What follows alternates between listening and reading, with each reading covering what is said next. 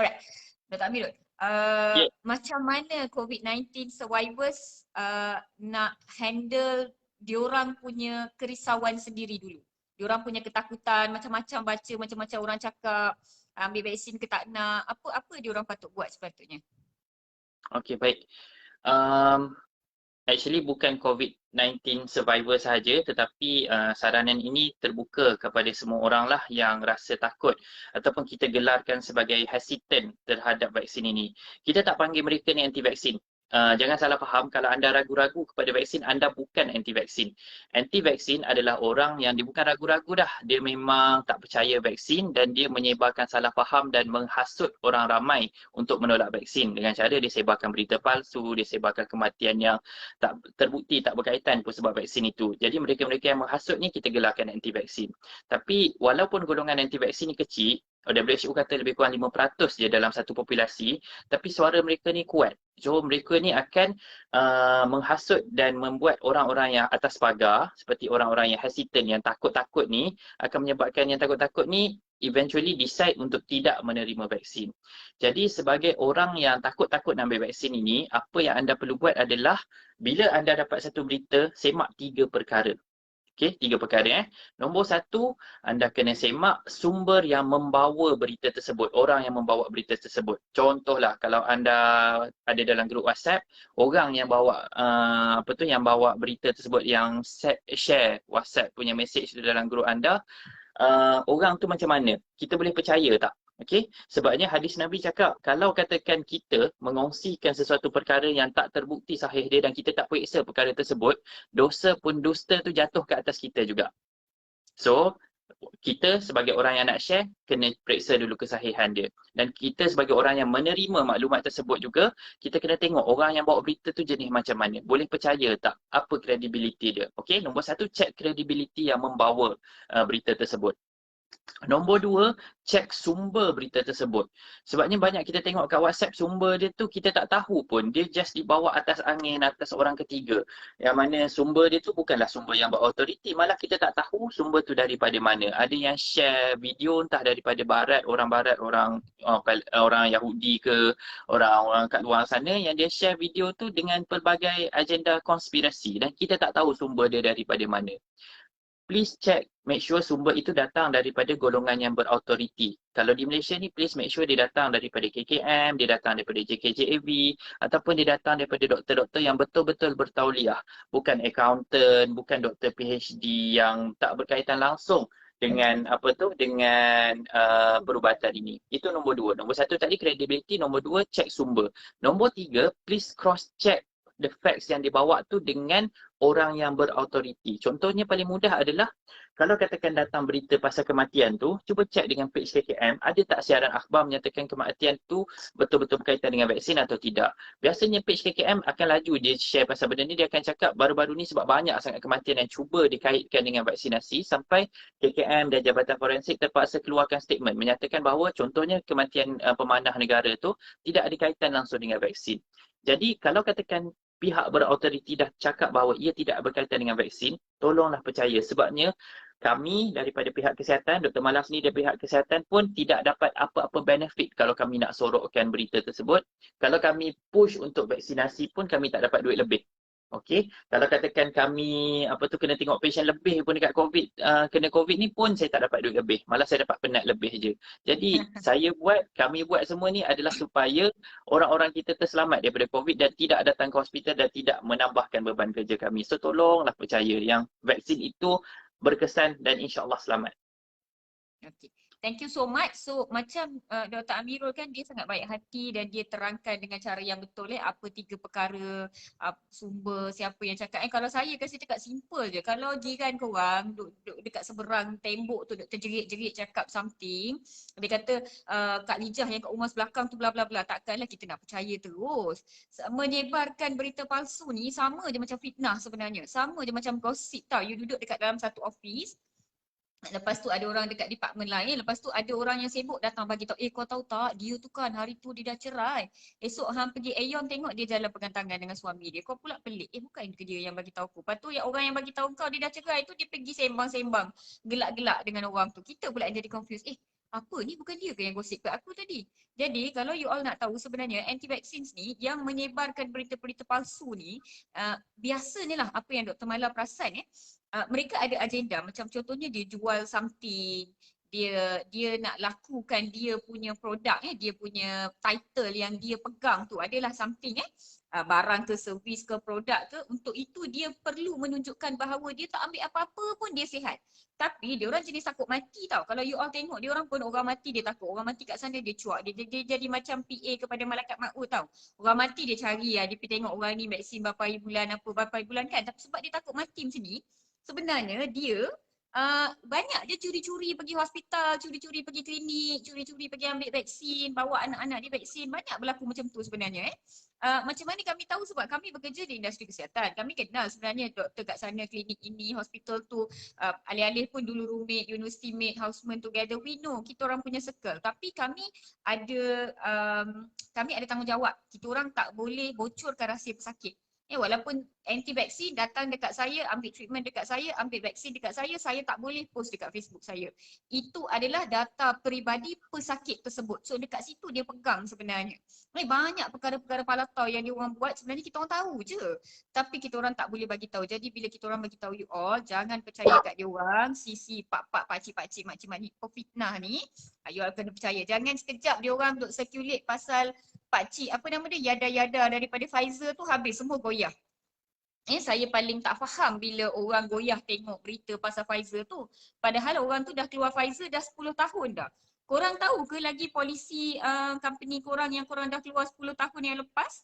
Ada ke bos 10 tahun lepas bagi tahu? Macam saya kan 10 tahun yang lepas saya kerja dekat hospital lain. Saya dah tak tahu dah siapa dekat sana, apa pesakit, apa polisi diorang. I don't even know anything. So logik tak dia dah keluar daripada company tu dah 10 tahun, lepas tu dia boleh pula tahu macam-macam. Macam pelik kan, nampak pun penipu. So janganlah goyah Saya nasihatkan you all, bila ada orang hantar ataupun bagi info-info yang mengarut macam ni kan, you all sepatutnya have fun with it. Saya suka sekolahkan balik dia orang. Tanya balik, gelakkan dia balik, forward kat dia balik, hantar balik memes-memes kelakar sampai dia yang sebenarnya give up. Itu adalah antara jihad yang kita buat untuk menghentikan berita palsu, untuk menyelamatkan orang lain yang macam tak boleh nak fikir, warga emas contohnya, ataupun golongan kurang upaya, golongan less literate tau. Dia macam boleh membaca tapi yelah dia orang punya education level kan, sometimes kan kita kena protect mereka. So you all kena lawan, kena gaduh macam kalau dalam team cerita Dr. Mala ni, Elwen, Zalifa, Zamzam, you all semua I tahu memang you all Zulaika, you all akan keluar pedang, memang you know memang perang lah kat situ kan. Which is all those credits, all those benda tu akan masuk sebenarnya dekat bag kita. Benda kebaikan tu akan datang balik kat kita satu hari nanti sebenarnya. So kita semua kena mainkan peranan untuk memberhentikan berita palsu macam ni. Alright? Okay, banyak ke saya bercakap Dr. Amirul? Tak apa, saya dengar je dan saya setuju. Alright, okay. So alright, ada soalan Pfizer apa ni social media. Okay, so Dr. Amirul terangkan. Lagi satu kan survivor COVID-19 ni diorang punya problem. Sometimes diorang dah confident tau nak ambil. Contohnya si ibu mak dah sembuh daripada COVID-19, mak nak ambil vaksin. Tiba-tiba abang, alang, jiran, pakcik semua sembang, dia macam tak hasut tau, dia sembang, bagi info, tunjuk video, tunjuk WhatsApp apa semua sampai mak dah macam pandang dinding, pandang siling, tak naklah pergi besok. So macam mana nak handle situation ni kalau sendiri dah confident tapi orang sekeliling macam continuously confusekan kita? Okey, baik. Sama juga semak kepada yang 3 perkara tadilah. Okey, nombor 1, walaupun orang yang bersembang dengan kita tu adalah ahli keluarga kita sendiri, semak juga kredibiliti mereka. Siapa mereka tu? Adakah mereka benar-benar bertauliah dalam bidang perubatan? Ada tak mereka belajar tentang perubatan? Sebabnya kalau katakan kereta kita rosak, dan rosak yang teruk, kita akan pergi hantar ke mekanik juga. Kalau mesin basuh kita rosak, kita still akan cari repairman juga. Kalau katakan kita nak makanan yang sedap untuk cater kepada ramai orang, kita still akan cari catering juga. Kita akan mencari orang lain yang ahli dalam bidang mereka untuk serve as a perfect things to ourselves dan juga orang lain juga. Kenapa dalam bidang perubatan kita tak nak serahkan kepada yang ahli dia? Itu yang pertama. Nombor dua, sumber itu tolong cross check dengan KKM lah. Contohnya dia kata, oh vaksin ni tak bagus lah untuk ibu mengandung, vaksin ni tak bagus lah untuk orang yang menyusu. Tapi JKJFP sentiasa mengeluarkan poster, dan baru-baru ni dia keluarkan poster kata kalau ibu mengandung dan ibu yang menyusukan anak disarankan juga ambil vaksin jenis Pfizer. Sebab apa? Ibu yang mengandung kalau katakan terkena jangkitan COVID, risiko keguguran itu jauh lebih tinggi daripada orang yang tak kena COVID. Lepas itu, kalau katakan orang ibu yang menyusukan anak itu kena COVID, dia akan menyebarkan pula kepada bayi. So kita tak naklah kanak-kanak kita dah lah kita tak boleh nak vaksinkan mereka.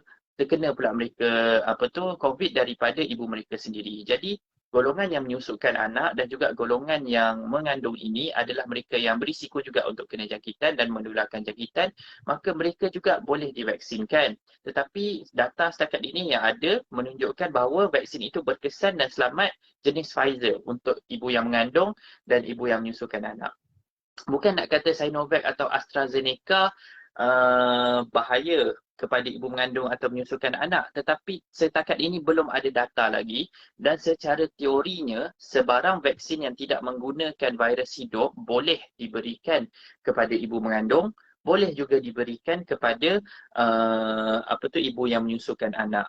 Hanya tidak ada data yang mencukupi lagi untuk support teori ini dalam AstraZeneca dan juga Sinovac. Tetapi Pfizer dah ada data ianya selamat untuk ibu mengandung, diberi pada 13 hingga 34 minggu, dan selamat untuk ibu-ibu yang menyusukan anak. Okey. Okey, baik. Dr. Mala nak tanya soalan ke? Betul. Okay, thank you so Sila. much for your explanation. Ada soalan, betul ke kalau dah kena COVID, bila nak ambil vaksin, kena buat swab test dulu? Kalau dah kena COVID, nak ambil vaksin, kena buat swab test dulu, make sure negatif. Betul. Jawapan dia simple tak betul lah. Okey. Ulang balik yang kita cakap awal-awal tadi. Seseorang itu boleh menerima vaksin kalaupun dia dah pernah kena COVID, provided dia dah lepas tempoh kuarantin yang 2 minggu tu. Bermakna dia dah out of the active infection. Bermakna virus tu dah memang tak ada dalam badan dia. Virus COVID ni dia kalau katakan kita survive, kita tak meninggal dan kita boleh survive daripada lawan dia, insyaAllah dia keluar daripada badan lepas 14 hari lah. Okay? Walaupun dia meninggalkan kesan-kesan seperti yang saya sebut pada long COVID syndrome tadi, tapi virus tu sebenarnya dah tak ada dah. So, lepas daripada 2 minggu tu, kita dah boleh menerima vaksin. Tidak ada keperluan untuk kita buat swab test lagi. Sebabnya kalau buat swab test tu, insyaAllah negatif. Unless you ada second exposure, unless your immunity tak cukup pada waktu itu, mungkin lepas beberapa bulan, then you ada active infection lagi sekali. Maksudnya secondary infection. So yang itu you ada gejala baru, you ada exposure baru, you kena swab lah balik. Tapi kalau katakan you tak ada exposure baru, you tak ada gejala baru dan you dah baik daripada COVID, dah lepas 2 minggu dah, insyaAllah boleh vaksin macam biasa. Tidak ada recommendation untuk buat swab test sebelum divaksinkan. Okay. Sebenarnya kan Dr. Amirul, because I'm at private kan, benda ni memang jadi macam satu habit tau. Ada setengah-setengah golongan, ada setengah-setengah age group dengan setengah dia group of people lah, betul-betul setengah golongan ni. Bila diorang nak ambil vaksin, memang diorang suka datang buat swab test. Bila tanya kenapa buat swab test sebab dah ambil vaksin. I mean it's funny, kita cuba untuk educate, kita cuba untuk cakap sebab yelah at private you kena bayar, you know. And then sakit kan buat swab test ni kan. Tapi ada juga yang berdegil juga nak juga buat. So usually I allow je lah sebab I allow bukan sebab I agree with them. Saya allow sebab saya nak mental diorang clear. I tak nak macam okay dia nak ambil vaksin tapi dia takut dia positif. Lepas tu saya pula tak bagi dia ambil swab. So bila dia pergi ambil tu dia macam terfikir-fikir, tak boleh tidur malam, nightmare apa semua kan. So for that I allow je lah, ambil je lah whatever lah. Tapi saya rasa sangat merugikan duit kalau you all ada duit-duit tu you can give me. Sebab sekarang Michael Kors ada sale tau 50%. So baik you all bagi saya. Janganlah merugikan duit macam tu.